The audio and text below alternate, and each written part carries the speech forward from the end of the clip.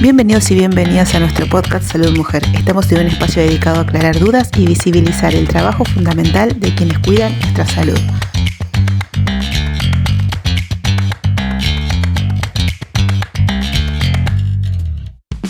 Hola, buenas noches. Hoy tenemos el agrado de contar con la presencia de la doctora Florencia Viude, ginecóloga obstetra, tanto en el ámbito privado como en el ámbito público. Y bueno, acá con las chicas tenemos unas cuantas preguntas para hacerle. La primera es que nos hable sobre métodos anticonceptivos para evitar embarazos. Bueno, gracias por la presentación, es un placer estar acá. Métodos anticonceptivos es un tema muy amplio, hay distintos tipos de métodos anticonceptivos, no hay uno que sea mejor ni peor, siempre hay que saber que el método anticonceptivo es el ideal para cada paciente en cada momento puntual. Hay métodos que son hormonales y hay métodos que son sin hormonas, usándolos de manera correcta todos son igualmente efectivos. El único método anticonceptivo que protege, además de embarazo, de enfermedades de transmisión sexual, es el preservativo. Tanto el preservativo masculino como el preservativo femenino, tanto para relaciones homosexuales como heterosexuales. En Argentina no existe el preservativo femenino, entonces se hace con abriendo un preservativo y se transforma en un campo de látex. Otros métodos de barrera no existen. El preservativo, tanto campo de látex como el condón, como el preservativo femenino. Después los métodos hormonales siempre consideramos que son un poco más efectivos porque anulan el eje hormonal. Entonces, por ejemplo, el preservativo si se rompe puede fallar. El método hormonal falla únicamente si lo usamos mal. El condón usándolo bien, aún así puede fallar porque se puede romper, se puede deslizar, se puede correr. Los métodos hormonales usados correctamente tienen una efectividad mayor al 99% porque anulan el eje hormonal. Directamente generan que el ovario no ovule y de esta manera, al no haber óvulos, no hay fecundación. Hay otros métodos, por ejemplo el DIU de cobre, que no es un método hormonal, pero tampoco es un método de barrera. Lo que hace el DIU de cobre es, se inserta dentro del útero, libera partículas de cobre, tiene una duración más o menos de 5 años, y eso hace que el útero sea un ambiente hostil para una implantación.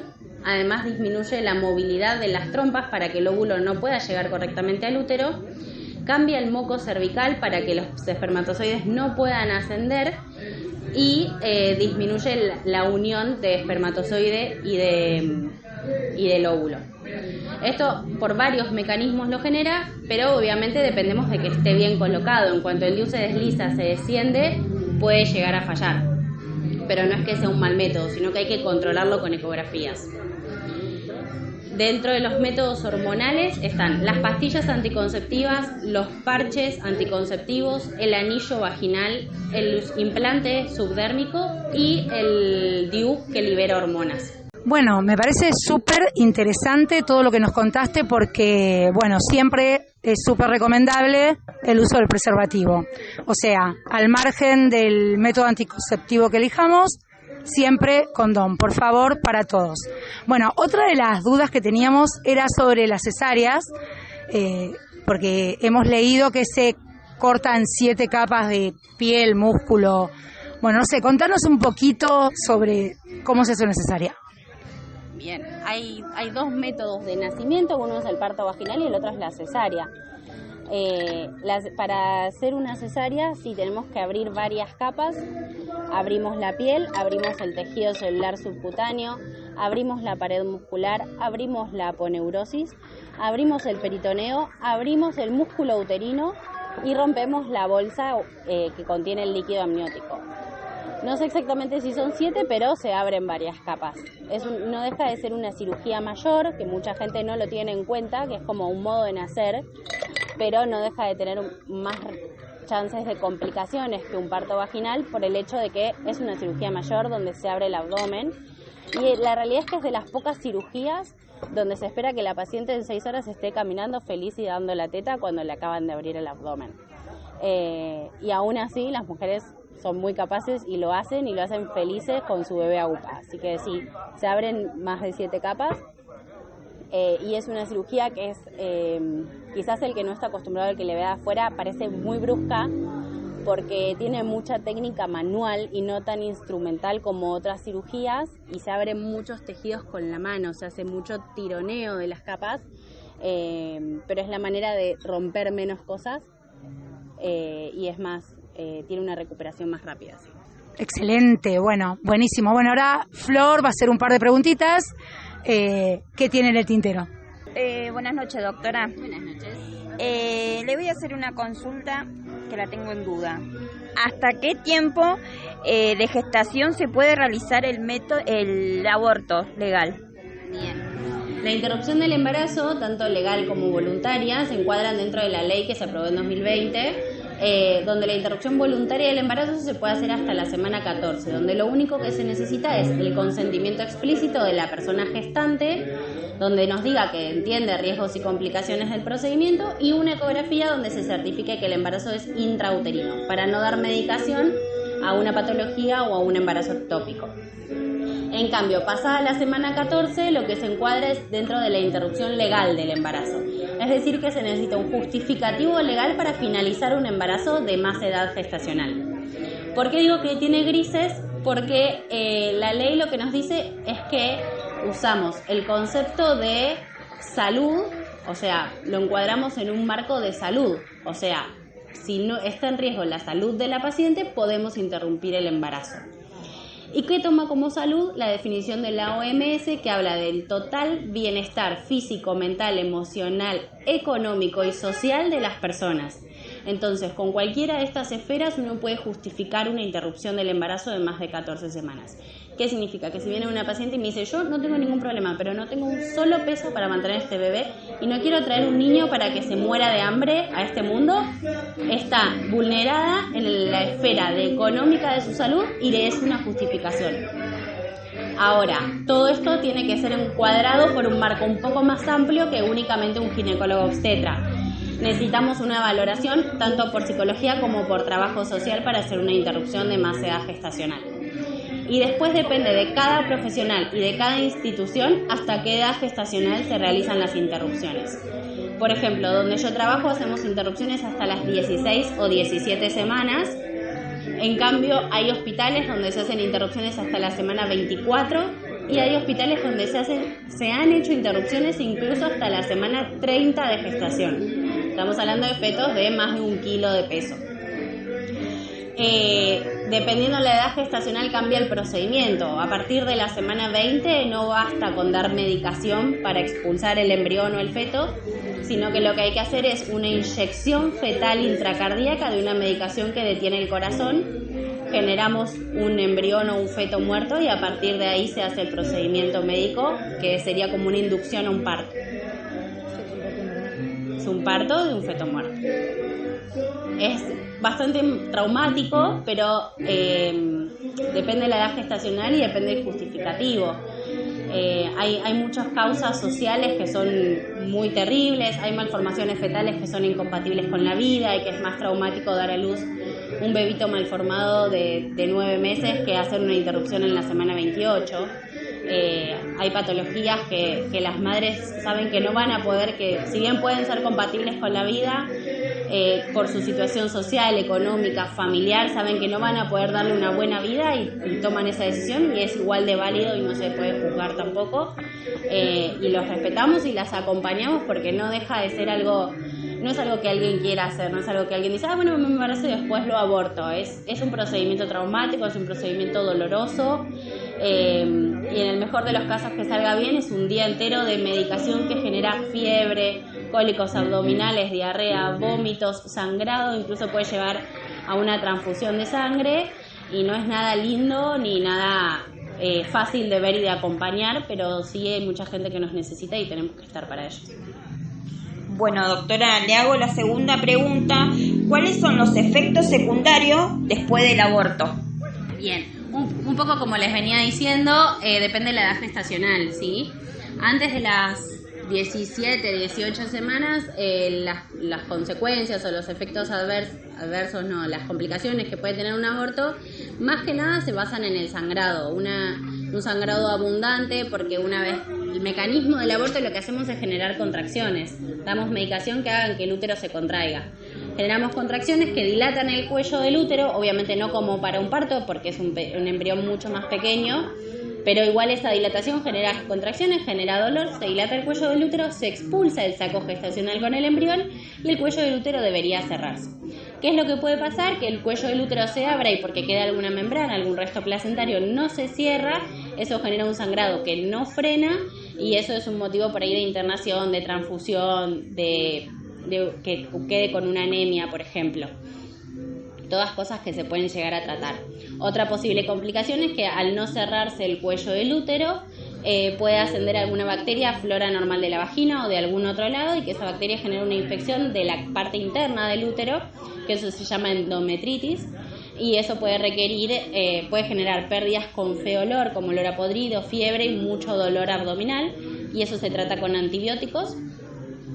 Y lo más terrible sería que tenga un sangrado que no lo podamos frenar, que son casos muy raros, pero hay casos, por ejemplo, de malformaciones arteriovenosas uterinas, donde cuando generamos la contracción y se desprende esa placenta, ese vaso sanguíneo al estar mal formado no se contrae, no se cierra y sangra eternamente, y ese sangrado, si no lo podemos frenar, podemos terminar en una histerectomía, que es una cirugía para sacar el útero. En los embarazos de edad gestacional un poco más grande, más de 18-19 semanas, los riesgos son muy similares a los riesgos que tiene un parto normal. Lo mismo, hemorragia, infecciones, que queden restos placentarios, pero básicamente son las mismas. Y que termine en histerectomía sería la más grave también. Bueno, doctora, otra pregunta. Los primeros meses de embarazo son claves. ¿Qué cuidados básicos debería tener una mujer embarazada para reducir el riesgo de aborto espontáneo? Bueno, es muy interesante porque si bien son claves, para reducir el riesgo de aborto espontáneo no hay nada que podamos hacer. El aborto espontáneo, como lo dice la palabra, es espontáneo y no lo podemos ni predecir ni prevenir, y una vez que está sucediendo no lo podemos evitar. Sí podemos actuar, por ejemplo, si la paciente tuviera un sangrado que no es un aborto, o sea, tiene un sangrado pero el cuello del útero no se dilata, entonces es solamente un sangrado, eso le decimos amenaza de aborto. Y en ese caso, dependiendo de cuál sea el motivo de ese sangrado, lo podemos llegar a controlar. Por ejemplo, si hubiera un hematoma, como un moretoncito por detrás de la placenta, podemos dar progesterona, que es una hormona que hace que ese hematoma se reabsorba y el embarazo se mantenga. En caso de amenazas de aborto, debemos hacer reposo de esfuerzo, no reposo total y absoluto, porque también el embarazo tiene riesgo de trombosis, entonces no se recomienda el reposo absoluto en ninguna embarazada, salvo algunas cosas, pero evitar las relaciones sexuales, evitar los esfuerzos físicos mayores y consumir la progesterona en las dosis que indique el médico. Pero la realidad es que los abortos espontáneos no los podemos ni prever ni evitar. Sí, por ahí es clave para en los primeros meses de embarazo, lo más recomendado es, por supuesto, en el caso ideal, que los embarazos sean planificados para poder hacer una consejería preconcepcional con estudios de antes de embarazarse, para llegar al embarazo en el mejor estado metabólico, hormonal, tomando ácido fólico previo al embarazo para evitar algunas malformaciones y algunos riesgos, y tomar ácido fólico hasta la semana 15 de embarazo, hacer los controles en tiempo y forma. Eso previene un montón de patologías y de algunos otros riesgos, no el aborto espontáneo, pero sí algunas otras cosas que podemos llegar a evitar con una buena consejería previa. En este tiempo acompañando nacimientos, ¿no? ¿Qué experiencia podés contarnos? ¿Experiencias lindas que tuviste? ¿Algo emotivo? Un montón. La realidad es que la mayoría de las experiencias son lindas, son pocos los casos en los que me lleve un mal recuerdo de tanto de un nacimiento como de una paciente. Pero es muy loco porque los que más se graban son los momentos tristes en los que tenemos que acompañar pacientes. Me acuerdo de cada paciente que tuve que darle una mala noticia, me acuerdo de cada carita que se me pusieron a llorar enfrente, y me acuerdo de estar ahí y acompañarlas. Me pasó, por ejemplo, de una paciente que se fue a hacer una ecografía el día de su cumpleaños y le informaron ese día que su bebé no tenía latidos, y la tuve que internar ese día y darle el tratamiento, y después le tuvimos que hacer un raspado porque habían quedado restos. Era su primer embarazo y si bien fue el momento más traumático de la vida, la paciente vino una semana después y me trajo un regalo para mí porque se sintió acompañada, son pequeñas cosas, pero nos aseguramos de que la paciente tenga una habitación para ella sola, para que esté con su marido, que no es siempre el caso en un hospital público, que nadie, tener el recaudo de que nosotros, por ejemplo, tenemos una clave en el hospital, que cuando colgamos una mariposita en la puerta de la habitación, significa que ese bebito se murió. Y eso evita un montón de malos entendidos y momentos feos, como que entre una enfermera y diga, hola mami, ¿cómo estás? O se prendió el bebé, o ¿qué pasó? ¿Está en neo? Entonces tenemos ciertos recaudos y esas cosas, es una alerta para todo el hospital, para avisar que se entra de manera silenciosa, de duelo, pidiendo permiso, y no es un momento feliz de esa familia. Tratamos de que esté en una zona del hospital donde no escuche llorar a otros bebitos, por ejemplo, siempre en la medida que se pueda, porque no siempre se puede evitar. Pero es loco que los recuerdos que más quedan son a veces los más tristes, pero son las pacientes que más te llevas guardadas, son las que de alguna manera más cuidaste y más se te quedó la historia. Me acuerdo del nombre y apellido, el nombre del bebé, de todo y de cada una de las que le tuve que dar una mala noticia. Y de los momentos lindos me los acuerdo, pero no con tanta vividez. Me acuerdo, por ejemplo, de una paciente que tuvo un embarazo súper complejo, porque eran gemelos, era diabética, tuvo una amenaza de parto prematuro, tuvo aumento de líquido en las 2 bolsas en los 2 bebés, los 2 bebés eran macrosómicos, o sea que eran más grandes de lo que deberían. Se internó como 5 veces y todas las veces me tocó internarla a mí en mis guardias. Y después cuando tocó hacerle la cesárea se le hice yo y fue espectacular porque era como que fuera mi mejor amiga ya. La conocí de todo su embarazo, la acompañé todo el embarazo y antes de irse de alta me pidió una foto conmigo y con las 2 bebitas a UPA. Me acuerdo de las 2, de Rebeca y Guadalupe, gordas, hermosas, que nacieron de 3 kilos 600 cada una, siendo gemelas. Pero todas las historias son maravillosas. Cada una es única porque cada paciente, aunque haya tenido 5 embarazos, cada uno lo vive en una situación diferente y cada momento es único. Y aunque tenga 10 hijos, en cada embarazo que tenga tienen los mismos miedos y aparecen todos como si fueran de cero. Y es como, doctora, no siento que se mueva, ¿qué pasó? Nada, es normal, son 15 semanas, tranquila, espéralo.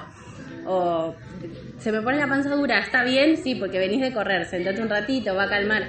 Son las mismas dudas y los mismos miedos de todas y es hermoso poder acompañarlas y poder transmitirles una tranquilidad en un momento que es de tanto miedo, pero que también se puede vivir tan lindo y con tanta felicidad también.